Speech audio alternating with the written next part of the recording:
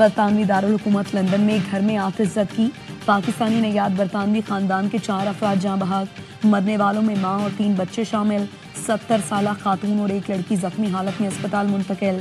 آتش زدگی سے سٹون برج کے علاقے میں واقع مکان مکمل تباہ، متاثرہ خاندان تقریباً 20 سال قبل پاکستان سے برطانیہ منتقل ہوا تھا۔ میڈیا کے مطابق پولیس نے قتل کے شبے میں ایک شخص کو گرفتار کر لیا۔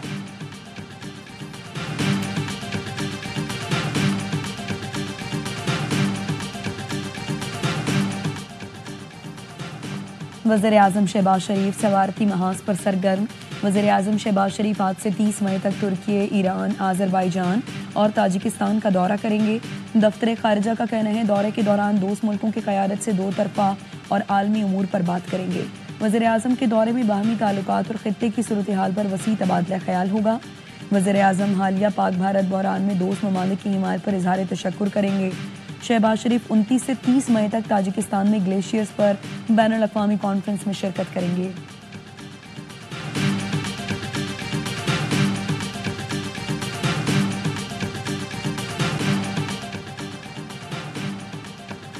Army chief field marshal Asim Munir کا سیاسی اور عسکری قیادت کے اعزاز میں عشائیہ۔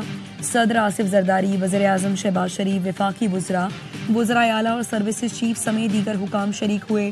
فیلڈ مارشل عاصم منیر نے مارکہ حق کے دوران سیاسی قیادت کے عزم کو خراج تحسین پیش کیا۔ آپریشن بنیان المرصوص میں مسلح افواج کی کوارڈینیشن اور کامیابی کو سراہا۔ کہا پاکستان کے نوجوان اور میڈیا نے ڈس انفارمیشن کے خلاف مؤثر کردار ادا کیا۔ نوجوان اور میڈیا بھارتی ڈس انفارمیشن مہم کے خلاف آہنی دیوار ثابت ہوئے۔ پاکستانی سائنسدان، انجینئرز اور سفارتکاروں کا کردار بھی لائق تحسین ہے۔ شرکاء نے مسلح افواج کی قربانیوں اور جرأت کو سراہا۔ تقریب میں شرکاء کا عزم قومی یکجہتی کا منہ بولتا ثبوت ہے۔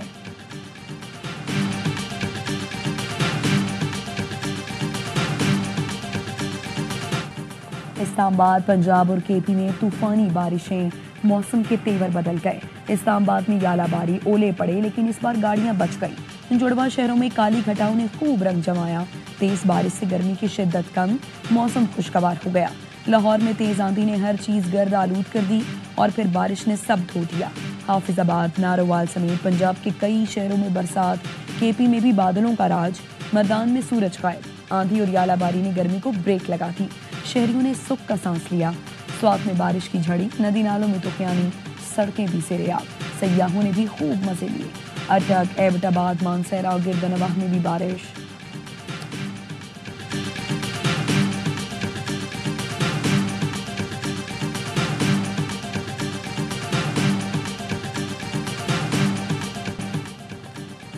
طوفانی ہواؤں نے کئی شہروں کا نظام ہلا دیا۔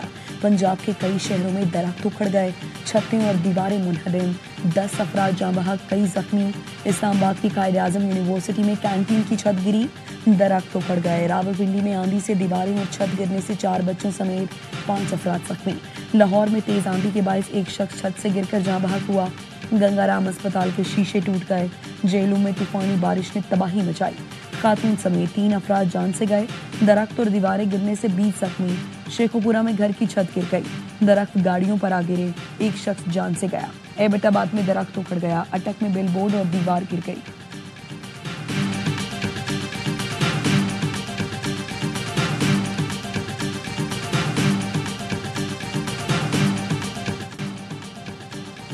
کراچی سے لاہور جانے والی پرواز آندھی کی زد میں آ گئی، طیارہ حادثے سے بال بچا۔ نجی ایئر لائن کی پرواز 15 منٹ تک آندھی کی زد میں رہی، طیارے کو شدید جھٹکے، مسافروں کی چیخیں نکل گئیں۔ کلمہ طیبہ کا ورد کرتے رہے۔ انتہائی نامناسب موسم پر طیارے کو واپس کراچی موڑ لیا گیا۔ سابق وفاقی وزیر اسد عمر بھی طیارے میں تھے۔ بتایا پائلٹ کا شکریہ ادا کرتے ہیں جس نے مہارت سے طیارے کو آندھی کی زد سے نکالا۔ پاکستان اور آئی ایم ایف کے درمیان بجٹ مذاکرات کی اندرونی کہانی سامنے آ گئی۔ وزارت خزانہ کے ذرائع کا کہنا ہے آئی ایم ایف وزیر اعظم شہباز شریف کی جانب سے بجلی پر اضافی سبسڈی دینے کی تجویز پر رضامند نہیں ہوا۔ آئی ایم ایف نے کہا بجٹ میں سستی بجلی دینے کے لیے اضافی سبسڈی نہ دی جائے۔ آئی ایم ایف نے گردشی قرض ختم کرنے کے پلان پر عمل کرنے پر زور دیا۔ آئی ایم ایف نے F B R revenue target 14,050 سے 14,100 ارب روپے تک مقرر کرنے پر جزوی رضامندی ظاہر کر دی۔ IMF کے مشن کا دورہ پاکستان مکمل ہونے پر اعلامیہ جاری. افراط زر کی شرح 5 سے 7% کے مقررہ ہدف تک رکھی جائے. سرپلس پرائمری بیلنس کا ہدف 1.6% مقرر. اعلامیے میں کہا گیا آئندہ بجٹ میں ٹیکس آمدن بڑھائی جائے, زر مبادلہ کے ذخائر مستحکم رکھے جائیں, معاشی پالیسی کے لیے سخت مانیٹری پالیسی بنائی جائے. نیتن پورٹر نے پاکستان کی 2000 بجٹ سے متعلق بات چیت کو مثبت قرار دیا. کہا پاکستان کے ساتھ مشاورت کا مقصد قرض پروگرام میں اصلاحات پر عمل درآمد جاری رکھنا تھا.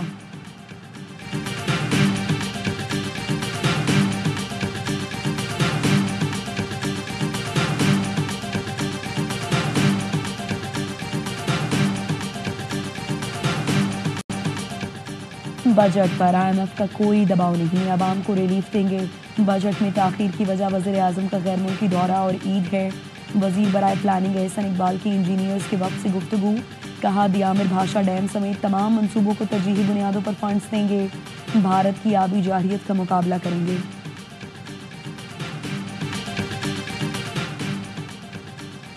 صدر مملکت آصف علی زرداری اسلام آباد سے لاہور پہنچ گئے.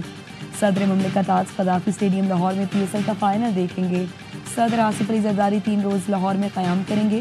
گورنر پنجاب نے صدر مملکت کا لاہور ایئرپورٹ پر استقبال کیا. صدر سے پیپلز پارٹی پنجاب کے رہنما ملاقاتیں بھی کریں گے.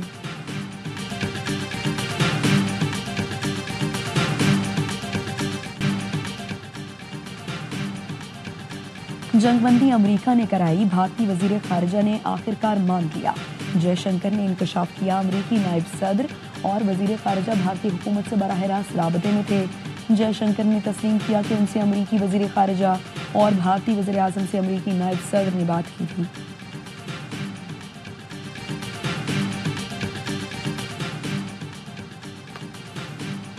ننکانہ صاحب پر بھارتی ڈرون حملوں کے خلاف سکھوں نے عالمی عدالت سے رجوع کر دیا. سوئٹزرلینڈ کی سکھ تنظیم MAAR کا بھارت کے خلاف کارروائی کا مطالبہ.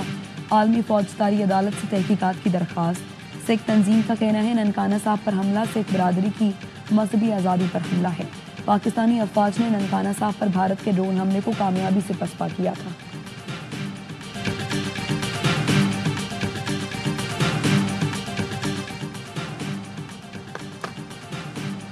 نائب وزیر اعظم اسحاق ڈار کی داتا دربار لاہور میں حاضری اور فاتح خوانی.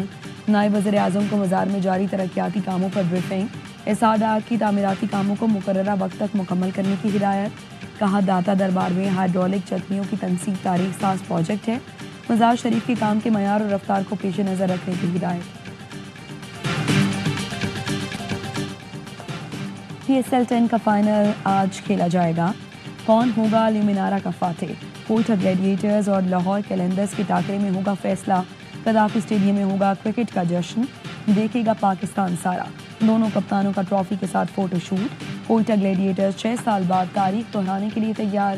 کیلنڈرز بھی ہیں تیسری بار چیمپئن بننے کو بے قرار. دونوں ٹیموں نے تیاری مکمل کر لی. PSL کے دوسرے مرحلے کو پاک افواج کے نام کیا گیا. آج فائنل میں پاکستان نیوی کو خراج تحسین پیش کیا جائے گا.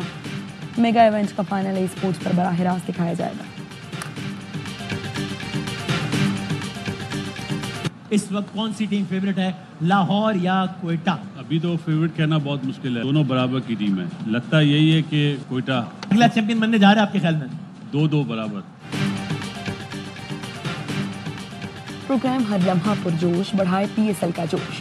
سابق کرکٹر باسط علی نے کہا کوئٹہ گلیڈیٹرز PSL کا اگلا چیمپئن بنے گا. فائنل یک طرفہ نہیں ہونا چاہیے, مقابلہ آخری اوور تک جانا چاہیے.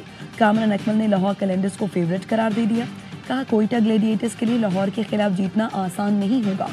فائنل کا جو ٹاس جیتے گا اسی 80% امکان ہے فاتح بھی ہوگا. شاعر علی زریون آج بنے مہمان, منفرد کلام سنا کر محفل لوٹ لی. عابی اور مصطفیٰ چودھری نے مسکراہٹیں بھی کھیلی.